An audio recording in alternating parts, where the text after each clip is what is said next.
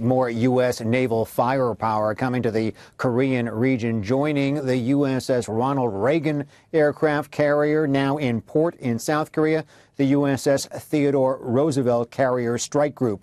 That includes a guided missile cruiser as well as destroyers. It's the first time that two carriers have been off of Korea since June. It comes at, of course, at a heightened time of tension between North Korea and the regional allies. According to the military brass today, meeting on the Ronald Reagan, these exercises are a strong warning to North Korea. And yes, that missile threat from North Korea being addressed in an aggressive fashion in exercises today off of Korea. Ships from the United States, South Korea, and Japan practicing spotting North Korean missiles as they come off of the North Korean coastline, just in case of further provocations, Bill. Greg, you know, what more is Secretary Mattis saying on his trip around that region that is so important? This is an important It's a very important, Bill, warm-up trip for the President Trump Asia tour next month. He is now meeting with his defense colleagues in the Philippines.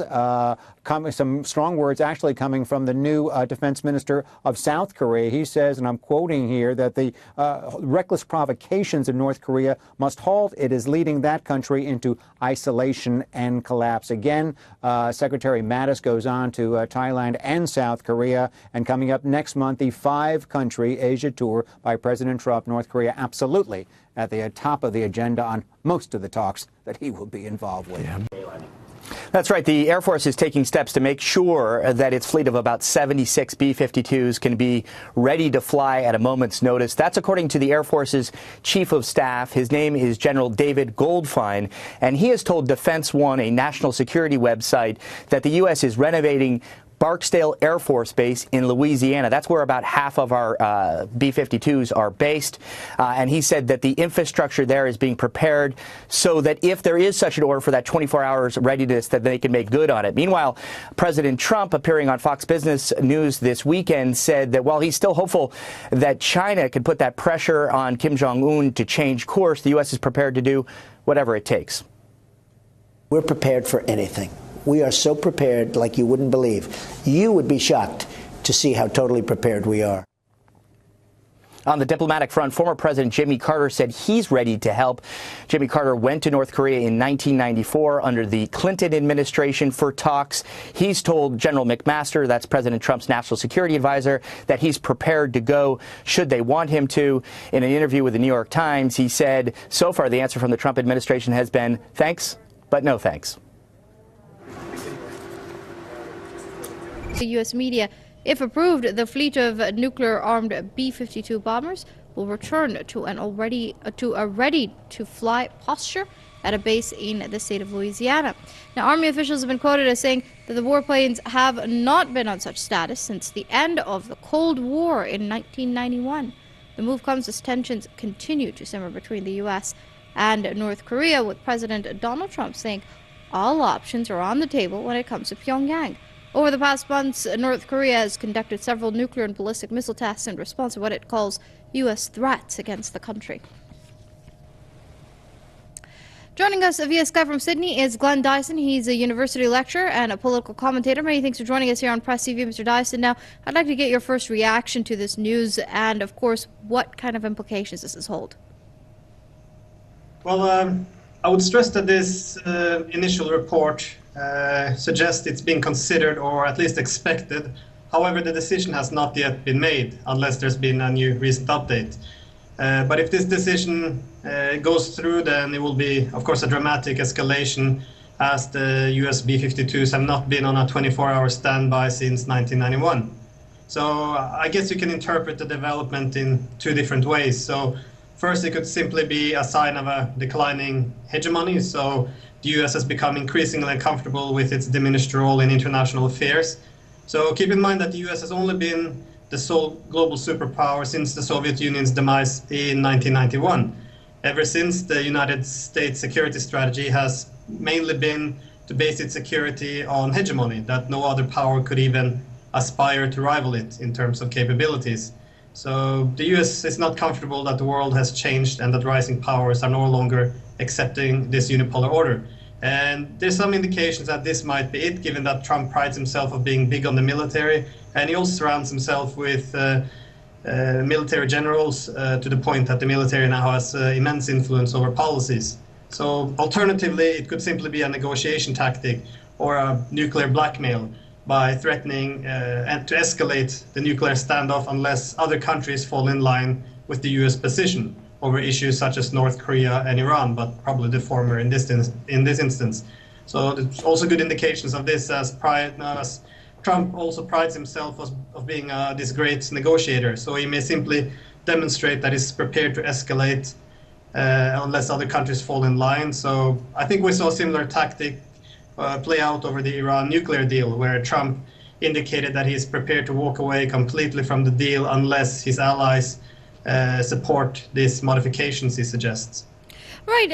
As far as nuclear blackmailing goes, as you've just mentioned, this is even if the U.S. government doesn't choose to act upon this recommendation or this suggestion, so to speak, it is still a political message being sent to North Korea. How do you think it's going to be perceived at that end?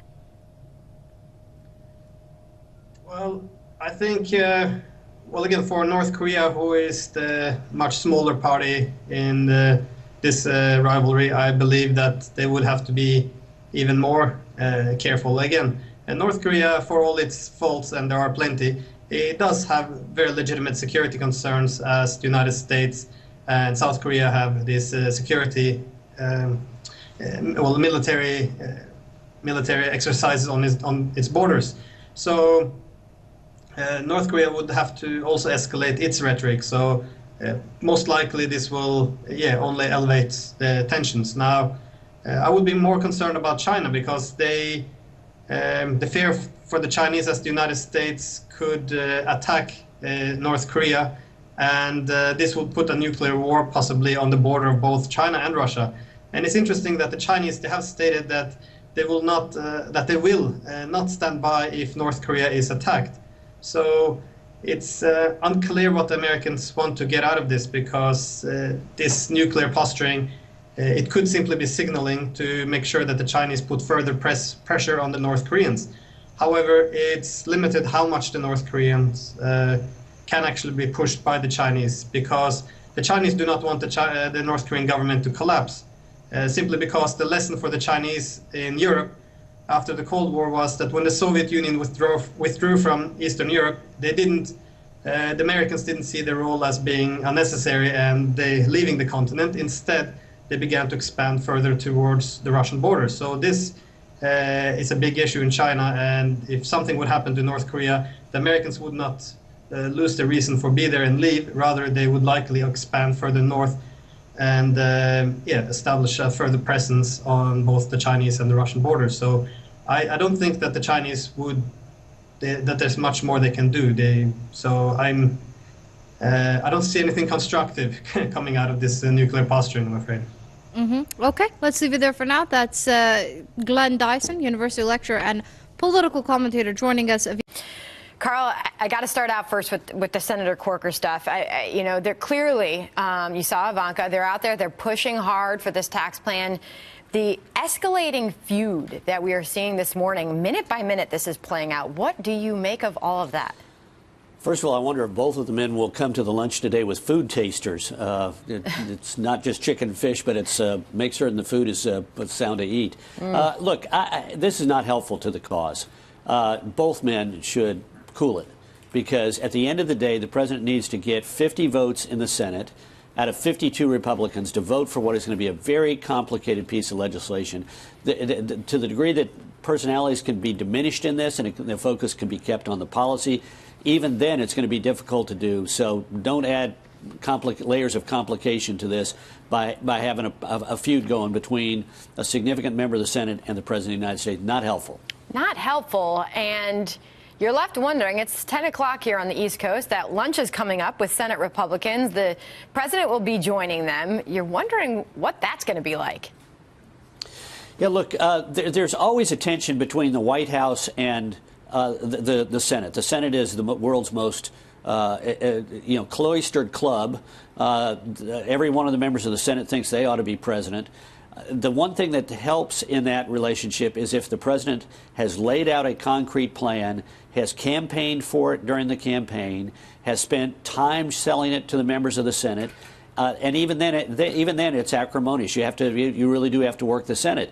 But the president did not lay out a plan. He laid out a concept. He had a slogan, not a detailed laundry list of things that went into that bill. So we have things like yesterday where there's some talk from, as of yet, unidentified Republican members, House or Senate, talking about curbing a very popular retirement deduction, and the president intervenes. I think wisely. Get rid of that. Let's not talk about that. But he's got to pick the shots that he makes on things like that, and if at all possible, do it more in private than in public. Do it with the people who are actually writing the bill, the chairman of the House Ways and Means Committee, chairman of the Senate Finance Committee, and his allies on those committees, rather than doing it publicly, because